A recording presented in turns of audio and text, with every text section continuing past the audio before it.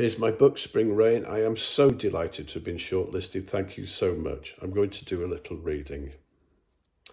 He sails like a boy in the moon across the reflected sky towards the safety of the ship that waits abandoned, beached, drawing him magnetically close.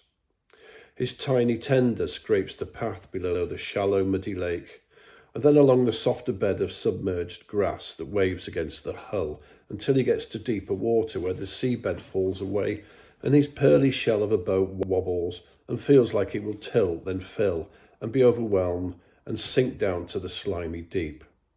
He has to push down hard to stay upright as he draws closer to safety. You emerge from the best of adventures with a completely new self, and this was the beginning of one of the very best. He didn't care if he died and so on. Every real adventure begins that way, I think. With its stone slab step, the tiny wooden hut has a ready-made jetty to dock at. The boat bumps into the haven, and the boy crawls out on hands and knees, stands and pulls at the stiff warped door while the bath drifts carelessly away in the breeze, and he blends into the shadows of this dark, damp wonder without a thought of how he'll get back home.